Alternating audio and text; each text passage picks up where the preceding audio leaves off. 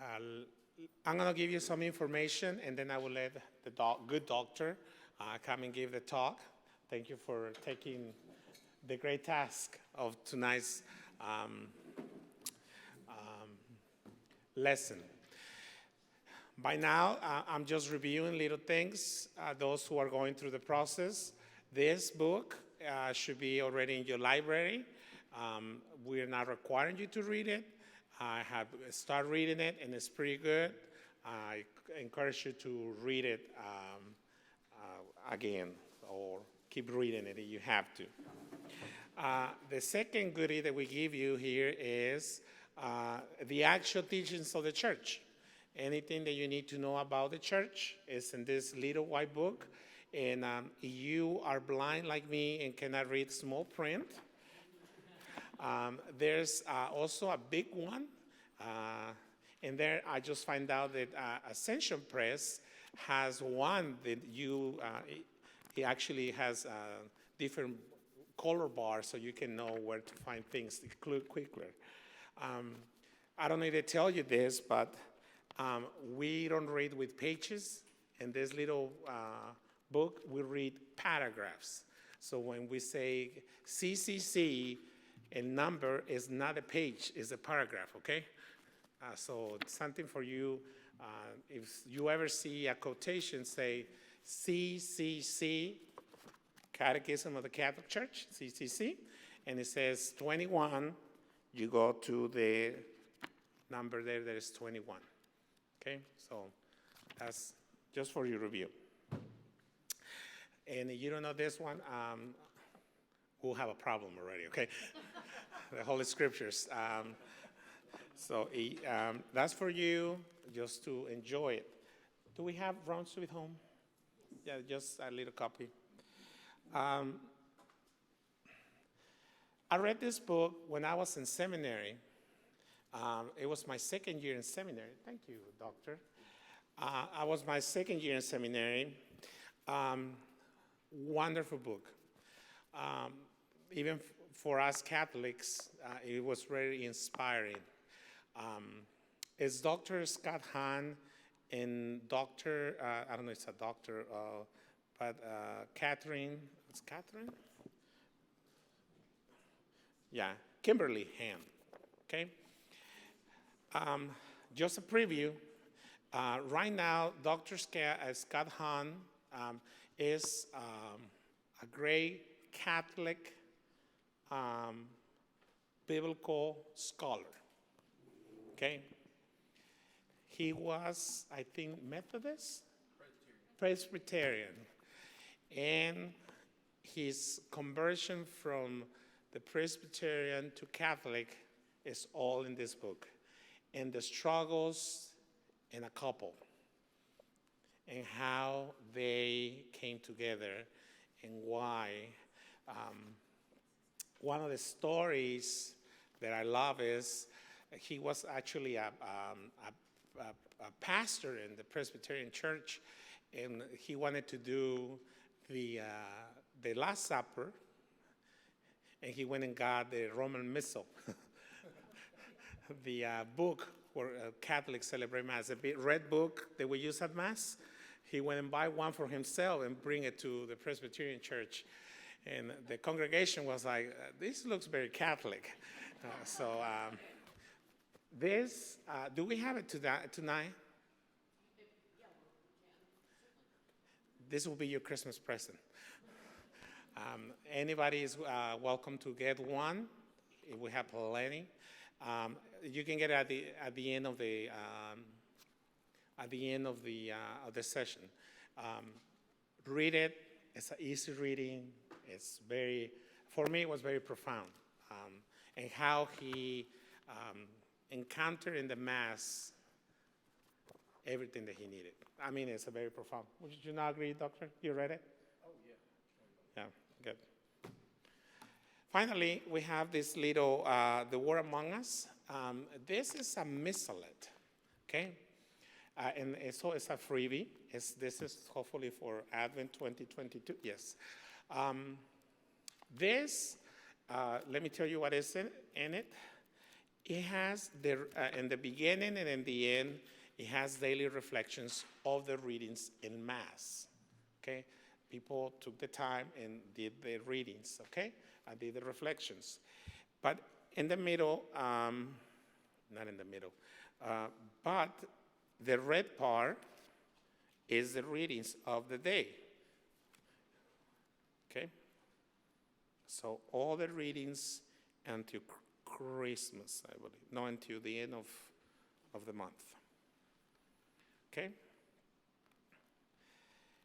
Then there's, in the middle of it, or half to the middle, a part of, what's it called? Kind of reddish color paper. That's the whole Mass. That's the parts of the Mass. So you need a guideline for Mass, and you don't want to use the big book in the church. This will help you out. And actually, this will tell you what to say and not what to say. You say in the name of the Father, and you go to page, well, I don't know what page is it. 105, yeah. You see the bold parts, the little bold letters? That's your response, basically, and when we go together, okay? And it goes through the different things. Very concrete way, so you can follow everything else.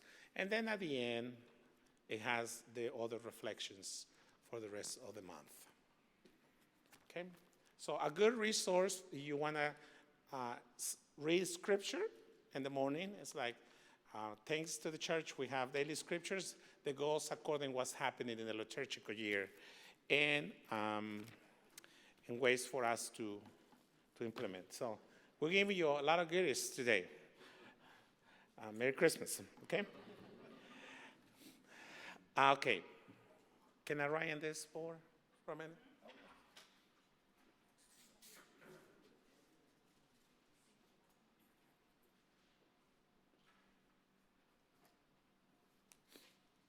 Okay. No, talk just very briefly. What's the most important day for us Catholics in the whole week? Sunday, okay?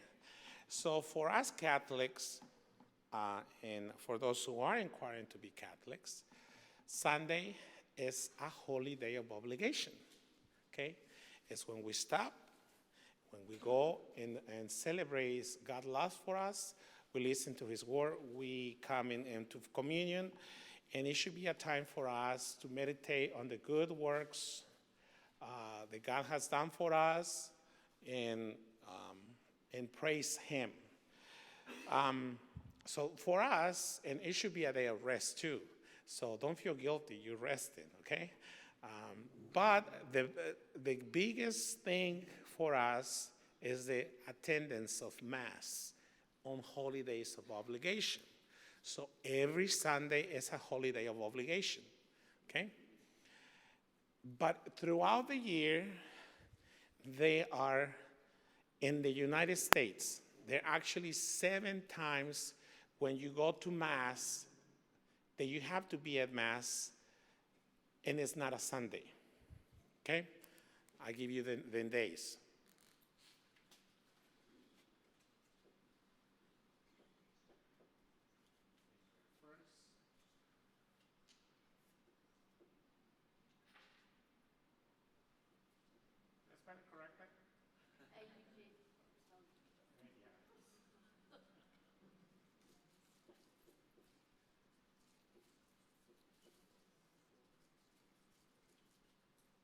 I was going to put October the 12th, but no.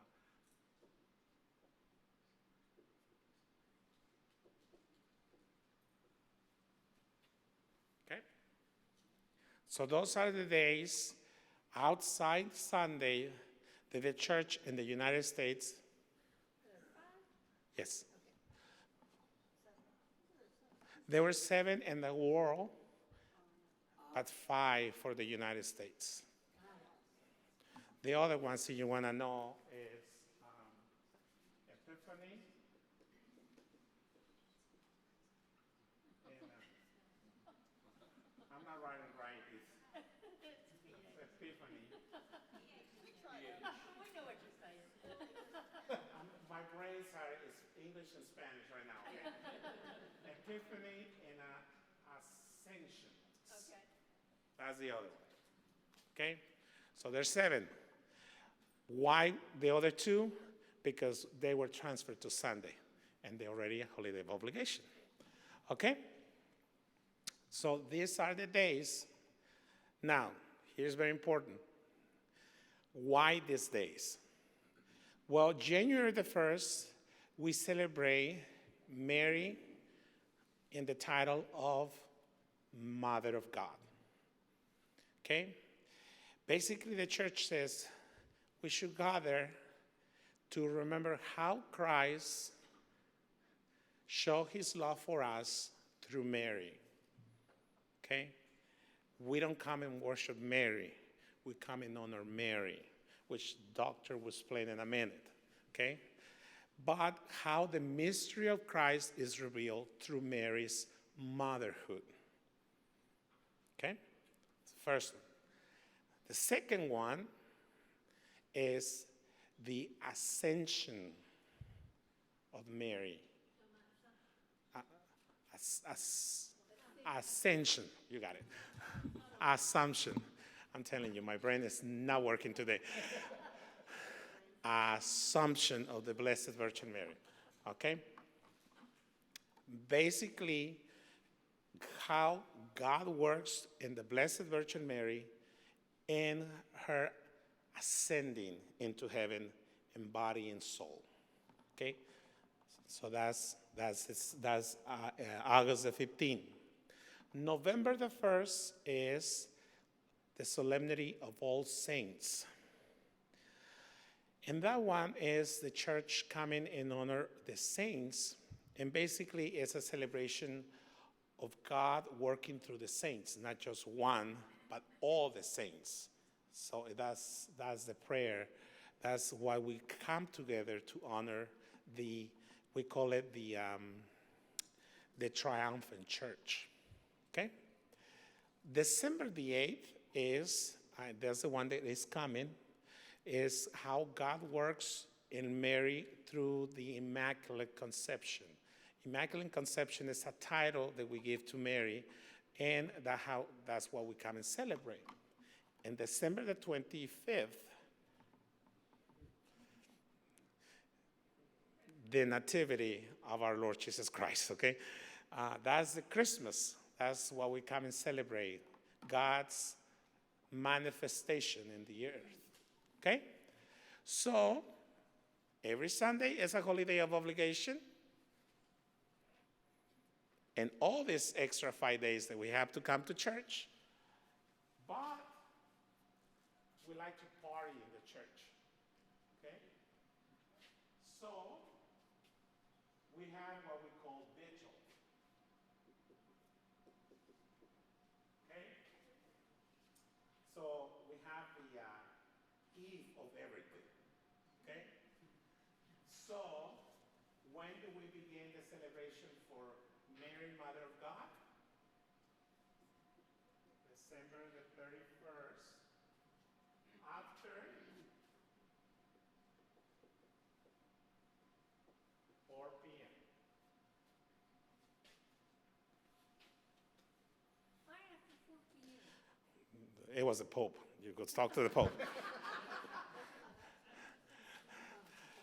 The reason came, we don't used to have vigils, not even for Sundays. It was because a lot of people start working, I think, and the Pope gave the grace so that people were able to go on Saturday after 4. Okay? But that's the official, after 4 o'clock. So if you go to Mass after 4 o'clock, the eve of it, you're good. So it's the same. August the 14th, October the 31st, December the 7th. Next week. So the Mass is going to be at 5:30.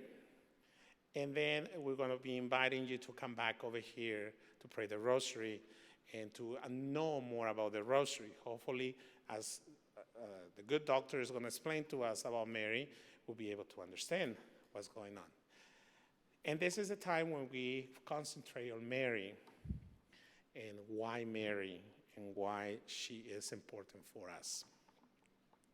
And of course, December the 25th, we have Christmas Eve, and it's the same. After 4 o'clock, it's Christmas, okay? Actually, you want to be good.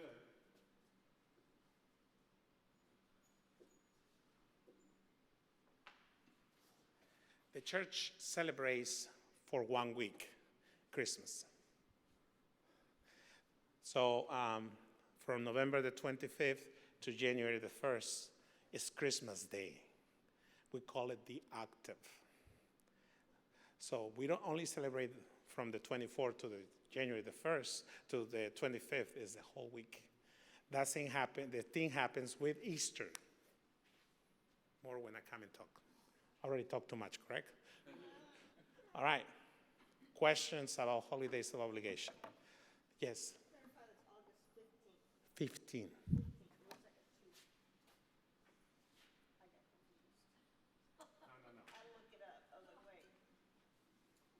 Better? So go to Mass on December 31st at 5:30. Don't come the next day. No, that's next week. That's the 7th. No, I'm talking about December 31st. You can go to Mass on December 31st. You got it. Yeah. So you don't have to come with a headache the next day. Exactly. That's a good way to see it. There's a saying in Spanish, de la misa a la mesa, from Mass to table, meaning you went to Mass, now you go and eat and celebrate, okay? De la misa a la mesa, okay? Okay, any questions before I let the good doctor start talking? All clear? Don't forget your goodies. When can I be reminded of holy days? I always forget them, unless my father-in-law tells me. Okay. He's like, it's a holy day this week, right? I'm like, no. Great point. We will remind you if you want to, because you can sign up to Flock Notes, and we send a reminder. This is our schedule. So, first the excuses. I obviously am not Father Juan. I'm also not Deacon Don Greenway, who was the backup quarterback. So I'm the third string guy. You know that guy. He went to practice every day, but he hadn't taken a snap in a game all year. Well, I found out that I was starting yesterday. Deacon Don has COVID. Pray for him. He feels lousy. He sent me his notes, which I rapidly read, made some notes. And I thought, I'm trying to work at the same time. I'm seeing patients yesterday. So I thought, okay, I need to go back and watch this talk from last year. And wouldn't you know, it was Father Taryn. Okay, so Father Taryn does his usual remarkable job, and I take notes. And then I went back, I said, I'm going to do the one from 2 years ago. It's Bishop Pohlmeyer. Okay, so I watched him, and I'm taking frantic notes. So this, ladies and gentlemen, will be the worst case of plagiarism you have ever witnessed. I'm just going to put that out there, okay? There are a few of my own thoughts, but I took a lot from some other people, so I have to give them credit, right? So, by the way, a side note on Dr. Scott Hahn, the former Presbyterian pastor who is now one of the Catholic Bible scholars in this day and age. He wasn't just a Presbyterian pastor. He was that same thing in the Presbyterian church, in the PSA.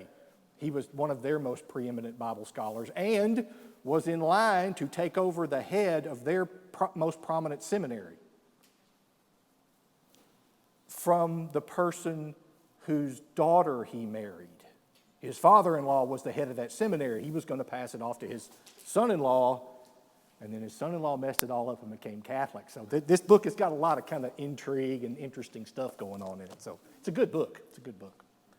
Okay, so now I'm supposed to do the prayer before the talk, and then I got told I'm doing the talk, so we're just going to kind of launch into the whole thing. Now, you guys know you're not going to get away with me giving any type of speaking, prayer thing, anything up here without some history. So, part of the topic tonight is about Mary. You could have entitled, instead of Mary and the Saints, you could have entitled the talk, "What's the big deal about Mary?" You Catholics are all Mary, Mary, Mary. Actually, Deacon Don, who's a convert, and we're probably good people to do this talk. Father Taryn, from his background being a convert, he was really good because he kind of understands the whole, what's the big deal with Mary? What's that all about? Well, we're going to talk a little bit about that. First, we should probably get clear the difference between worship, which is what most uninformed people think we do to Mary. We worship her, versus veneration. Now, veneration is a big $10 word too, so honor maybe would be a more, modern term. We honor Mary. We do not worship Mary. Mary's a creature. Worship of a creature is called idolatry. Yes, we don't worship. Remember we talked in the church history class about what in all of history through all religions, Judaism, Christianity, even all the pagan religions, what's the primary form of worship? Sacrifice. You sacrifice something to your God. We don't sacrifice anything to Mary. We sacrifice something at the Mass. That's why it's called the Holy Sacrifice of the Mass.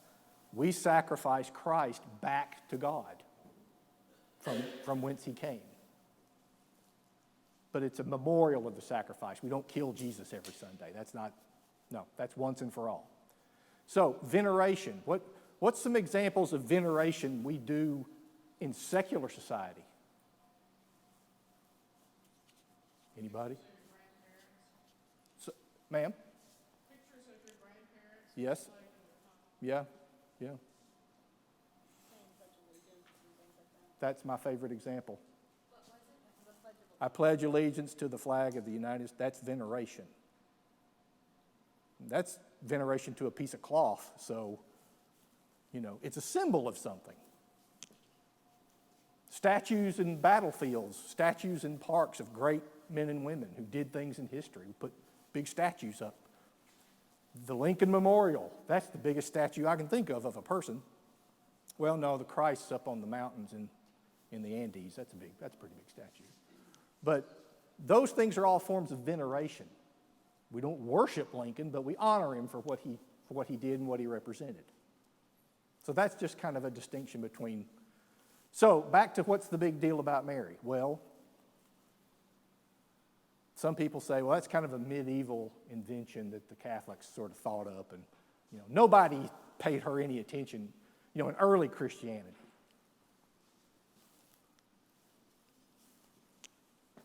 I'm always going to show y'all papyruses. You know that. That is the earliest known copy of a prayer / hymn to the Blessed Virgin Mary, written in AD 250. That's the 3rd century. That's almost 800 years before the first the oldest copy of the Hail Mary that we have. That one's from AD 1130. So this is ancient. And it was found in Egypt, which is where we find all the papyrus, because that's where the desert is and things stay dry and don't decay. This was found among some other papyri that turned out to be a Coptic Christmas liturgy. You know about the Coptics? That's the Orthodox Church in Egypt. They're called the Coptics. And they're old school, apostolic. They're like us. They have the Eucharist. They do everything like Catholics do. They're like Eastern Orthodox, Greek Orthodox. That's the Coptic Church. They still use this hymn in their Christmas liturgy, 1770 years later. Now, it's written in Greek, as all you Greek scholars can see.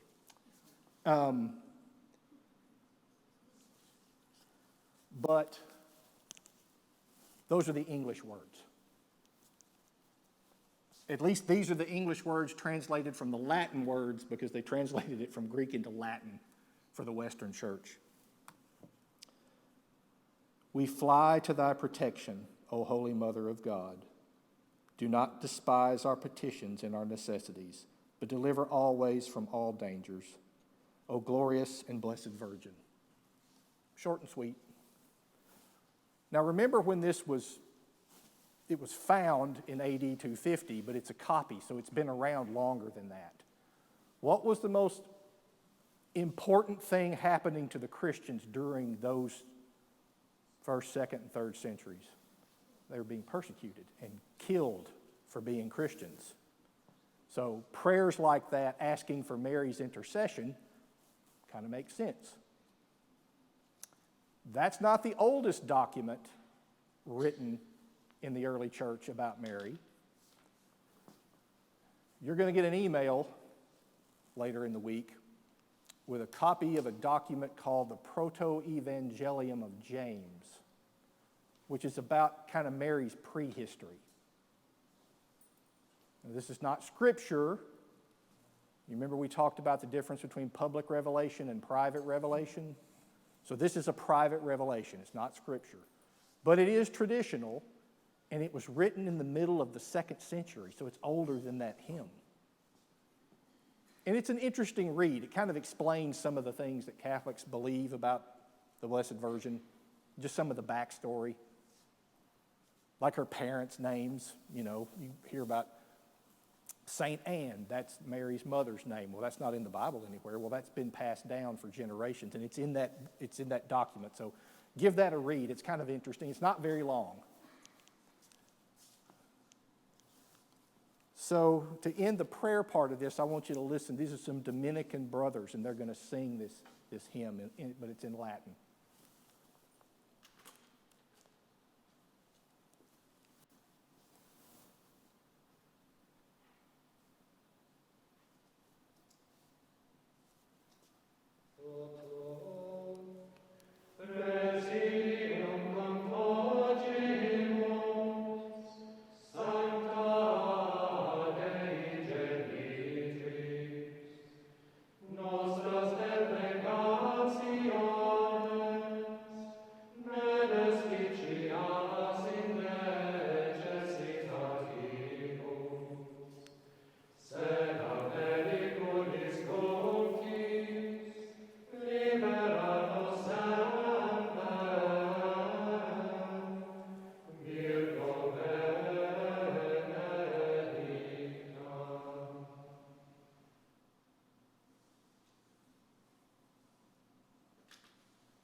That's it, short and sweet.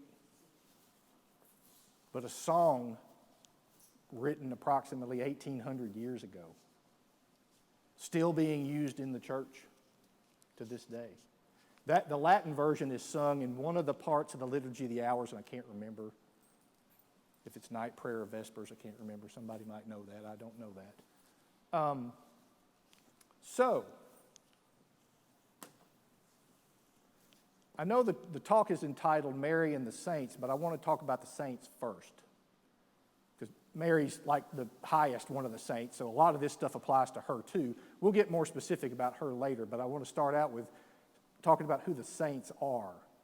Who are they? They're all the people in heaven. They're all saints. They made it.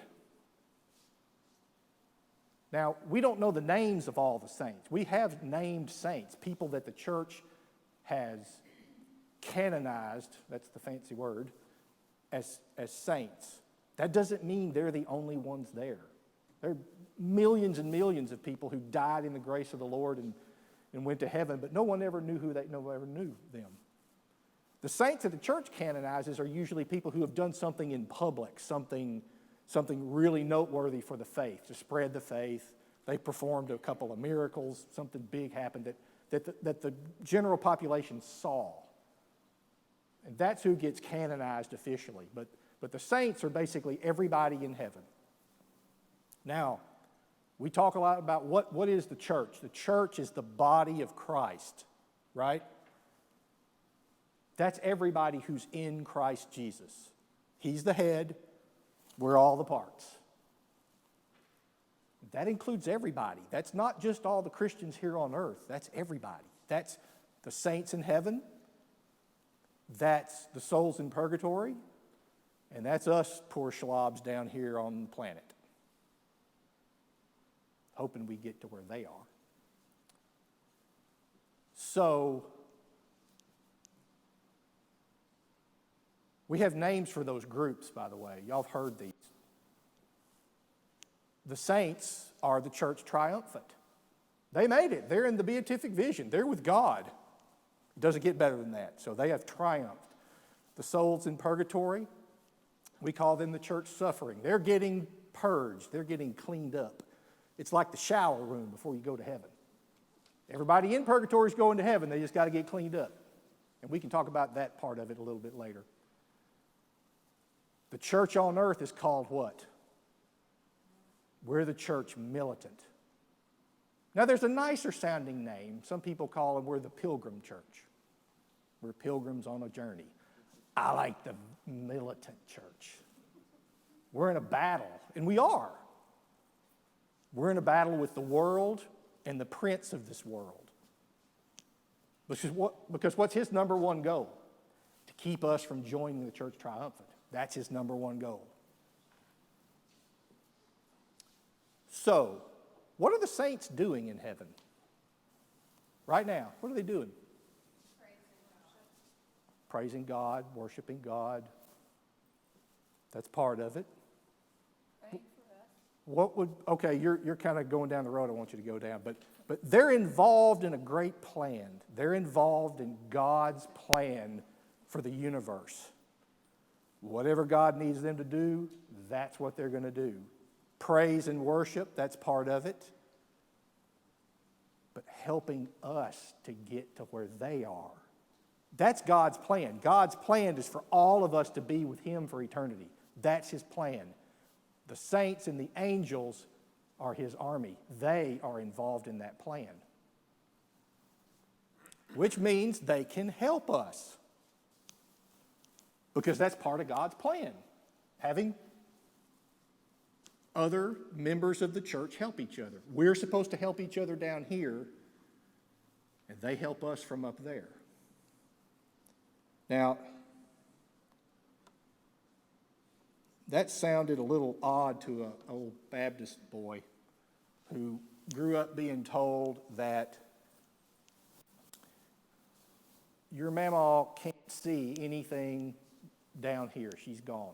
She can't hear anything down here. She can't see what you're doing. She can't, you can think you're talking to her. You're not talking to her. She doesn't hear you. I remember being a little boy asking, well, why? Because if she could hear or see what's going on down here, she'd be very sad. Oh, okay. Now, I was too young for the logic to kick in and go, wait, sad people in heaven? Heaven's the greatest place ever. You're with God. No one's sad in heaven, but I bought that idea until I kind of grew up and started thinking about it. Like, no, there aren't any sad people in heaven. So, what are the saints doing? Well, we can talk about what they're doing based on what the Bible says. In the book of Revelation, chapter 5, verse 8, when he had taken the scroll, the 4 living creatures and the 24 elders fell down before the Lamb, that's Jesus, each holding a harp and with golden bowls full of incense, which are the prayers of the saints. Where'd they get them prayers? Got them from us. They're offering our prayers to God.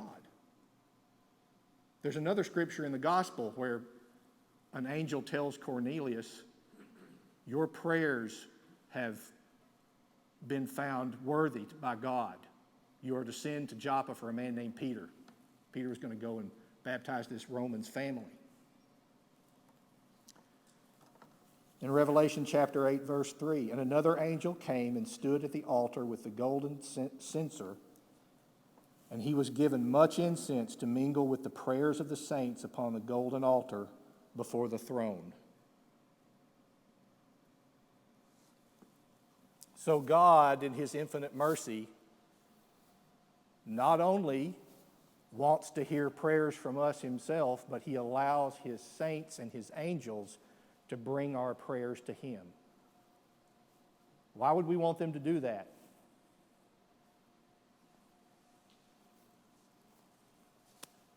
I spent all day trying to move. We're not moved yet. I'm really tired. Please pray for me. I just asked him to intercede for me in prayer. Is anything wrong with that? No. I can ask my great aunt, who was the matriarch of our family growing up. She was the bell cow. Any of y'all that grew up around farmland knows who the bell cow is.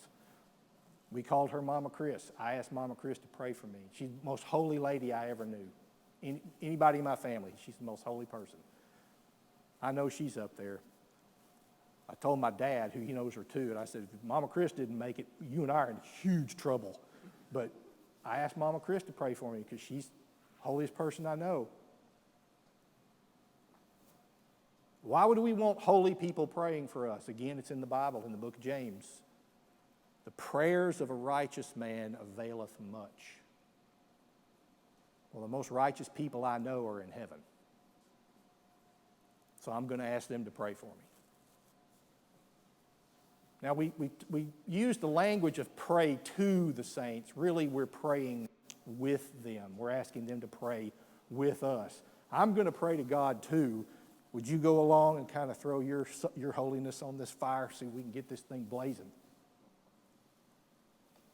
Okay, so that's kind of the concept of the saints in heaven and what they're doing. So let's talk about Mary a little bit. You covered the part about the veneration. Now, I'll be honest with you. I am stealing this part from Father Taryn because he grew up Assemblies of God and he struggled when he went through his conversion with the whole Mary thing. I'm not really stealing it because I had the same sort of, I wasn't like angry about it or dismissive of it. I just didn't get it. I didn't understand it. And cradle Catholics who sort of grow up in that culture, it's second nature to them. They sort of wonder, why are we having trouble? What's the deal? It's, to them it seems totally logical. But to us it seems not totally logical until we study and pray and kind of get, I can remember being in RCIA and starting to say the rosary.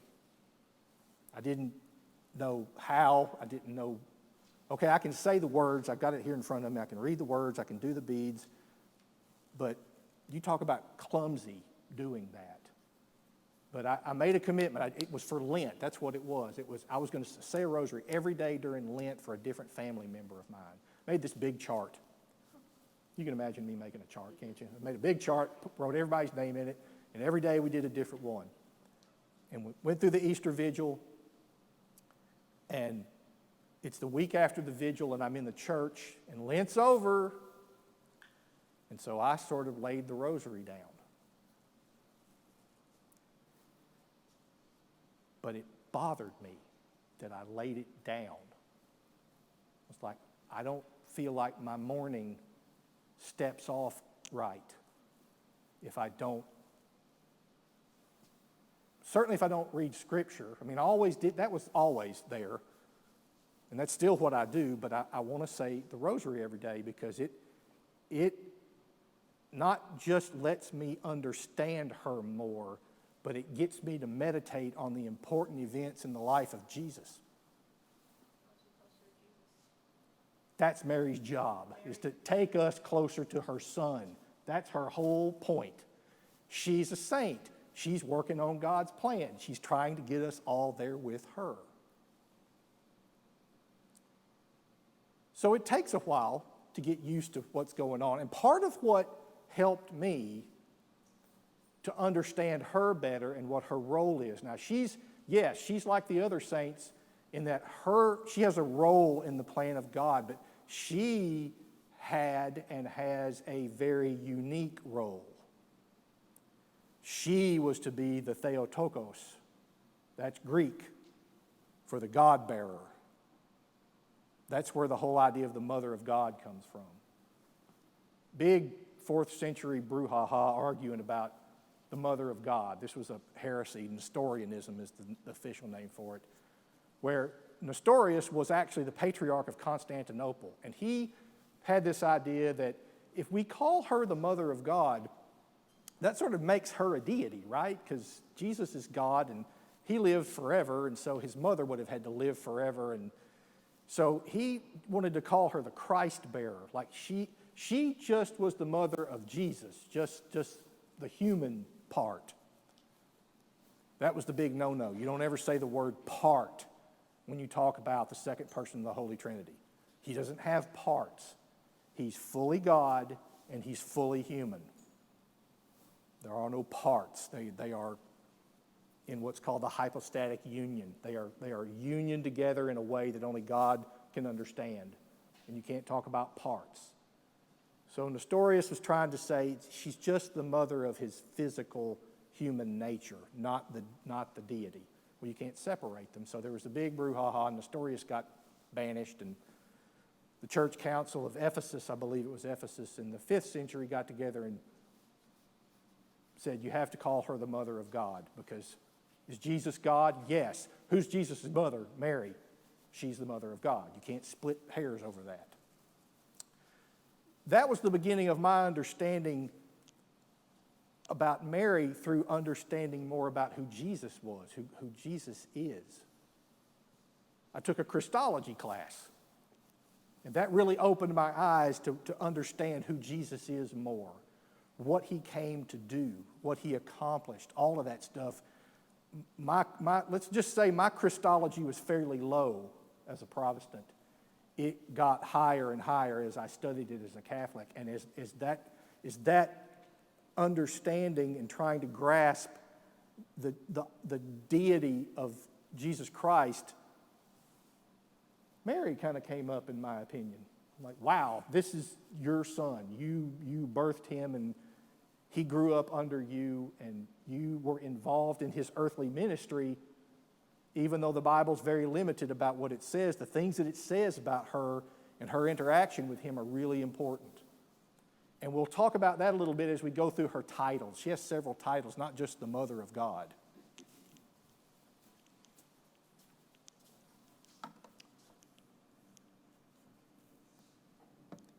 Okay. The other place you'll find in Scripture where she's called the Mother of God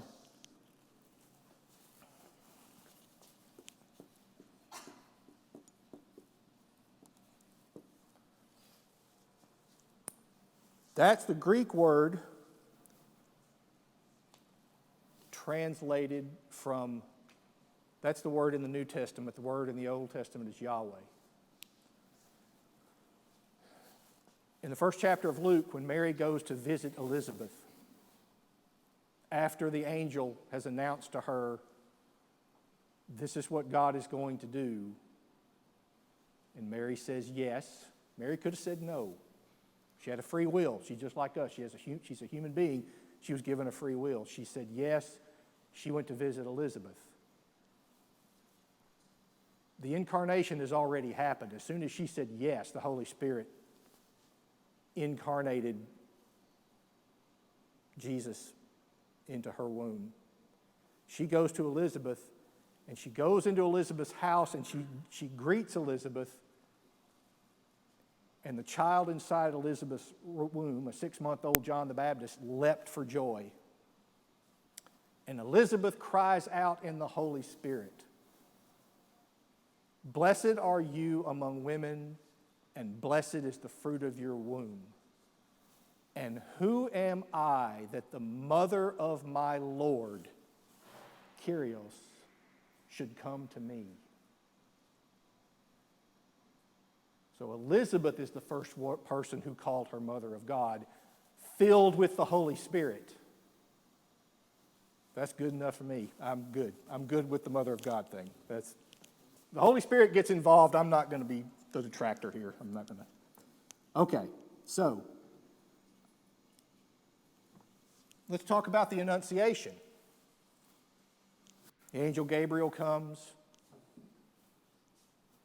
to a town in Galilee called Nazareth, to the house of a man named Joseph who was betrothed to a maiden, and her name is Mary. And the angel approached her and said, "Hail, full of grace."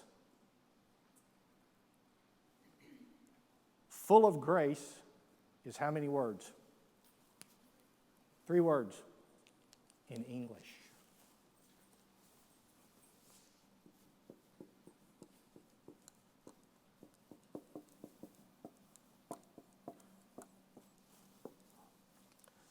Kakeritomene.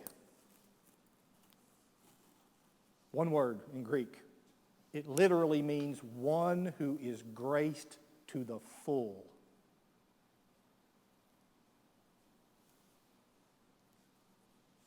So when you read in the Bible, the angel came and said, "Hail, O favored one."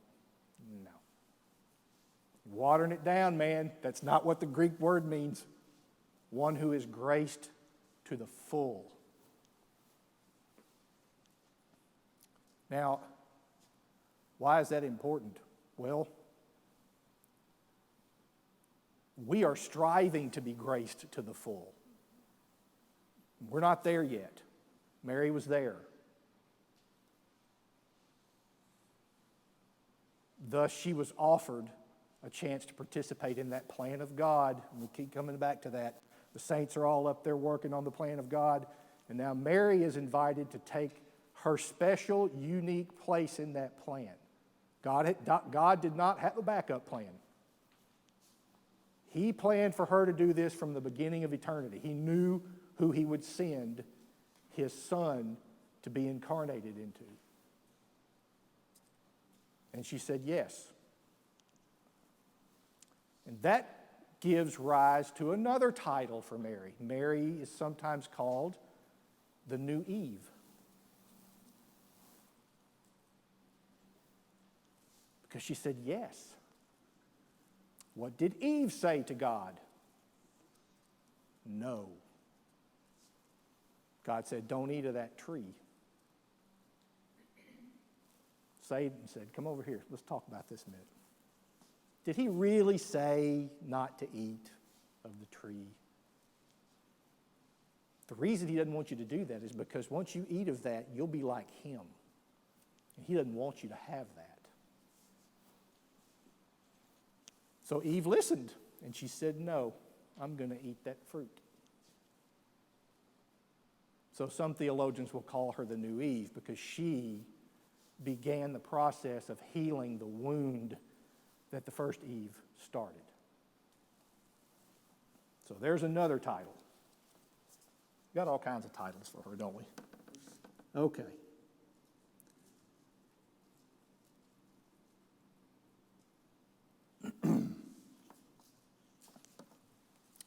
Here's another one. You will hear some people refer to her as the new Ark of the Covenant.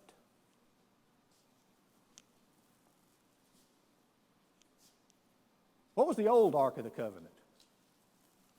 Everybody remembers the Old Testament. God told Moses, build this box, put gold all over it, and put some stuff in it. What'd they put in there?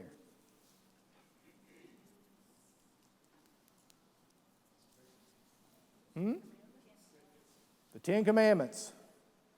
And they put 3 things in there. Aaron's rod. What does the rod stand for? The high priest. That's the high priest's rod. And the manna. The bread from heaven. Remember that. So you've got the bread from heaven, you've got the high priest's rod, and you have the law.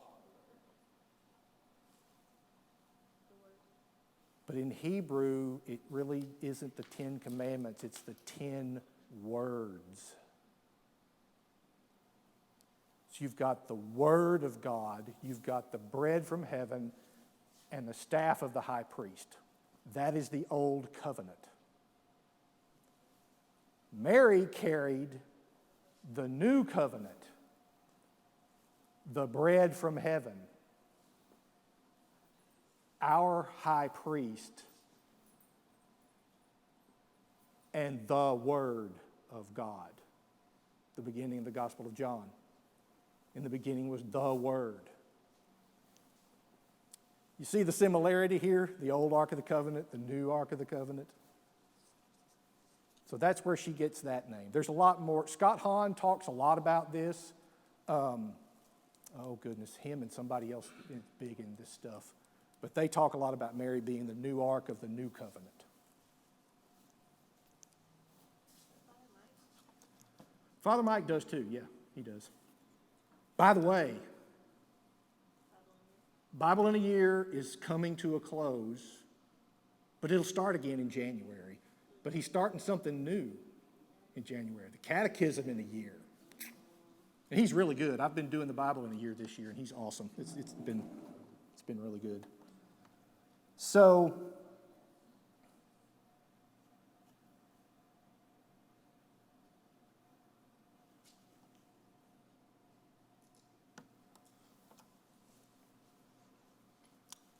another title you will hear is the Queen of Heaven.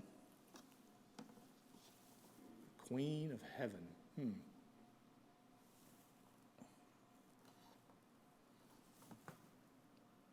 Revelation chapter 11, verse 19.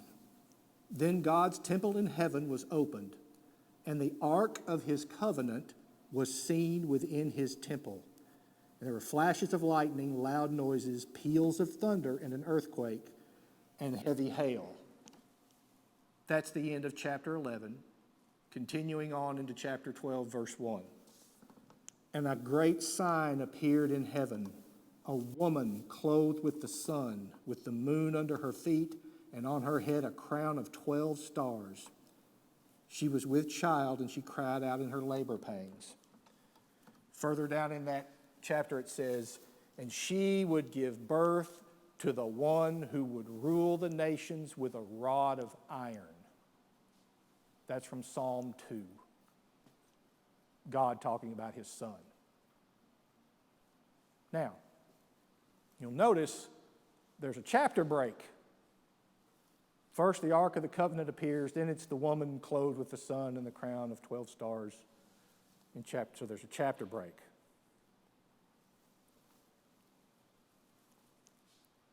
Why might that trip one up reading that passage? Those chapter breaks weren't in there when the Apostle John wrote that. He wrote it straight through. It was all connected. No verse numbers, no chapters. It's all one narrative. And the early church read that as the Ark of the Covenant and that lady were the same thing. That apparition is just flowing right down.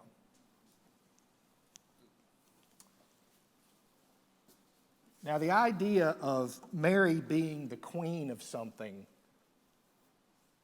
to get to that, you have to go back to the Old. Notice how we do this a lot? We go back to the Old Testament because that's where we find the clues about what the New Testament is trying to show us. Jesus, his human nature is a descendant of who? He is in the line of David, the second king of Israel. So he's the new king.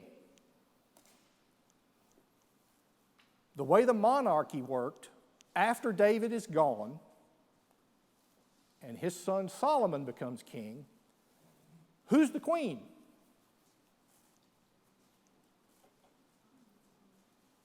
It's not Solomon's wife. Because he had how many wives?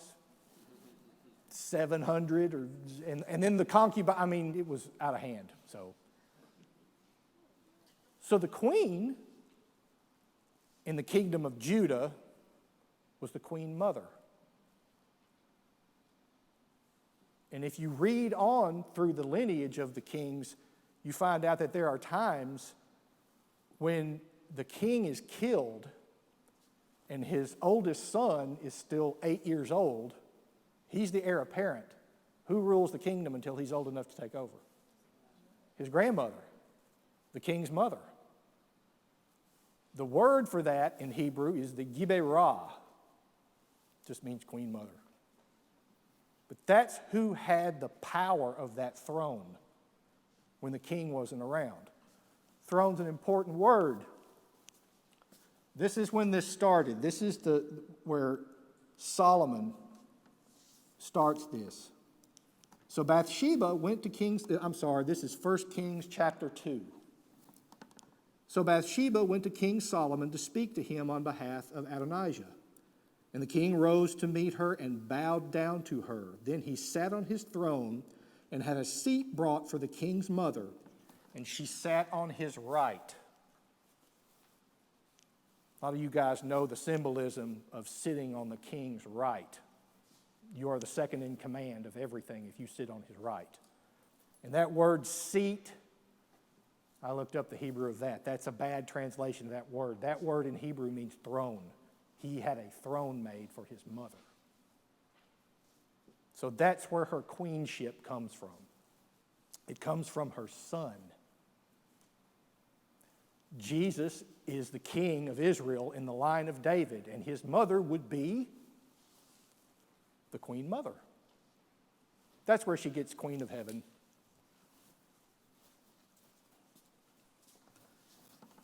Patty, how am I doing?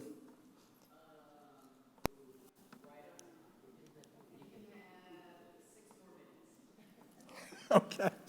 Oh, dear. All right. Okay. We're coming up on the Immaculate Conception. That's one of the Marian dogmas. The other big one is the Assumption.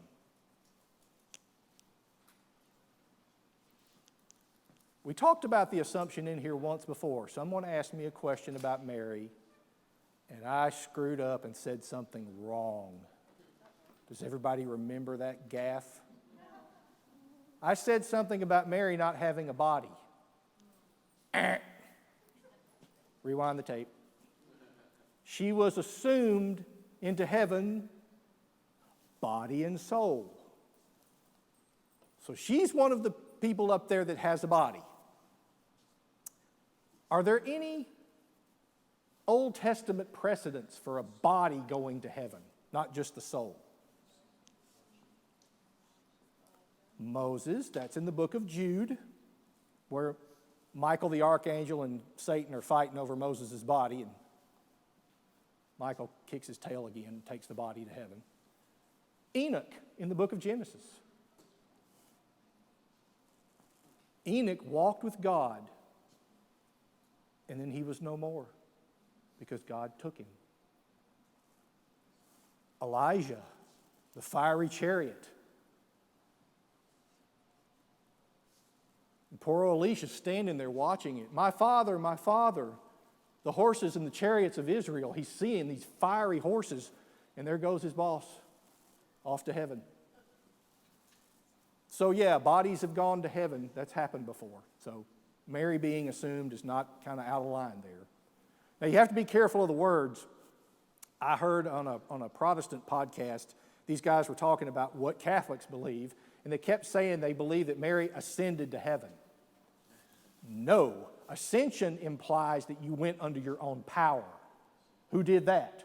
Jesus did that, under his own power. Mary was assumed. Somebody went and got her. She didn't have the power to do that because she's not God. She's a creature, just like we are. So I'll stop with the Immaculate Conception. That's probably a good place to stop, since that's the feast day next week. Most people, when you say the Immaculate Conception, what do they think you're talking about? The virgin birth of Jesus. No, that's not the Immaculate, that's the virgin birth. The Immaculate Conception is Mary. When she was conceived, God gave her a singular grace that she was born without the stain of original sin. Now, I don't, that phrase confuses people. Stain. I have something on me. It's a stain. No, that's not the stain of original sin. Original sin means that something's missing. It's not a stain, it's a hole in your heart. Because our first parents said no, and they lost that grace that God infused in them. And we've been trying to get it back ever since. Well, Mary was born with that grace. It wasn't missing. Graced to the full. And that's why it's called the Immaculate Conception. Did somebody once say that she had to be conceived that way and born that way because her body would have been ravaged by the holiness of God, so she had to be born holy. What happens in the Old Testament if someone is ever encountered by the deity? They die. You cannot see God and live. I don't remember where that verse is, but it's in there. Elijah wanted to see God's glory, and God said, I will put you in a cave, and I will walk by, and you can see my back, but you can't see me front, you'll die. Moses encountered him. Yeah. The deity is so powerful that anything unworthy, you'll be burned up. Another symbol of that's the burning bush. The bush is on fire, yet it's not consumed. Some people use that as an analogy for Jesus being human. The deity is here, but the body is not consumed. Other people use it, Mary carrying the divinity. The fire burns, but she is not consumed. And the theory is that you got to have some heavyweight holiness going on, or you'll burn. I lost my train of thought. Anyway, questions? Oh, I bet 99% of non-Catholics, and maybe 99% of Catholics, think the Immaculate Conception means Jesus is. you're probably right. Your probability is probably correct, because I've heard people my whole life say that. Never heard anyone say It's Mary. Right. Ever. Because if you say that, think about the psychology of it. If you say that, you just said there's something very different about her. Now you're going a little to the Catholic side of things, and that's not something. So just say it's Jesus and move on. Just. Any other questions, comments? I missed a couple of things.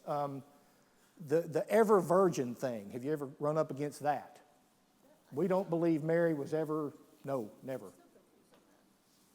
Well, the New Testament clearly talks about the brothers and the sisters of Jesus.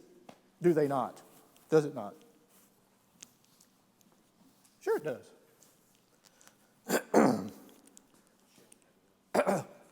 Y'all want to learn another Greek word?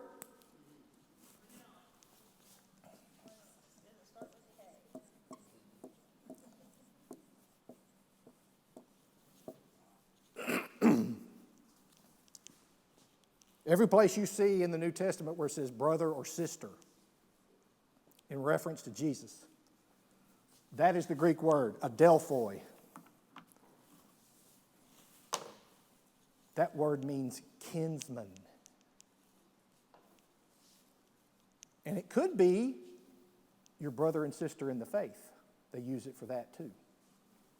So we are all adelphoi of each other. Did we all have the same mother? No. Now, these brothers and sisters, you can also find verses where it explains, okay, if they're not Jesus' brothers, like by birth, whose are they? Well, the New Testament tells us that. Mark 6:3, is not this the carpenter, the son of Mary, the brother of James and Joseph and Judas and Simon? And are not these his sisters with us? Now we're jumping to Matthew. There were also many women there, looking on from afar, this is at the cross, who had followed Jesus from Galilee, ministering to him, among whom were Mary Magdalene and Mary, the mother of James and Joseph, and the sons of Zebedee. Mary's sister was named Mary. Okay, I know that's a little strange, but their name really wasn't Mary. That's an English derivative. Their name was a Hebrew name. It was Miriam. And that name was a big deal. Why? Because it was Moses' sister. So that was a very popular name for girls. So you would have cousins and sisters that were named the same name. So there's lots of Marys running around. And these two are sisters. And so the brothers of the Lord, the adelphoi, were probably his cousins. Does that help clear some of that up a little bit? Anybody else? What's the translation of the Greek word Kyrios? God. In the Old Testament, it's Yahweh. You said Yahweh. What's the what language is Yahweh? That's Hebrew. Hebrew. Yep. And what's the translation of that word? Just means God. God. That's Okay. When God tells Moses his name, I am what I am. that's the literal interpretation of Yahweh. I am who am. That's the literal interpretation of that word of Yahweh. So when Jesus says in front of the Pharisees and the scribes, I am, he said Yahweh, which is why they're freaking out and tearing their clothes. And you think, he just said I am. What's he used the word. You're not supposed to ever say that word, especially not claiming that you're him. That was kind of like the last straw. That was it. Okay, dude, you're dead. We're not, no. Anybody else? Yes, ma'am. So would the same be true as far as the word for kinsman or cousins or whatever? Is that the word that would have been used in the scriptures when Jesus was told that his mother and brothers were there and he said, who are my brothers? Right. Same Yeah, word. same word. Application. Same word. Yes, ma'am. And there are, here we go. The Old Testament, there are places where the word brother is used and it's not blood brothers. Abraham calls Lot, you're my brother. We can't fight over this land. Abraham's not his brother. Abraham's his uncle, for goodness sake. But they're kinsmen. So they use that word to mean everybody we're kin to.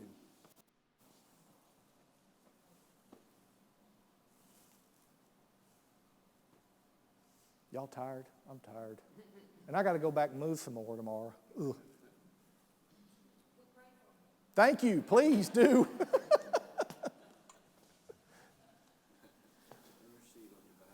Yes. Well, thank y'all. I appreciate y'all being here.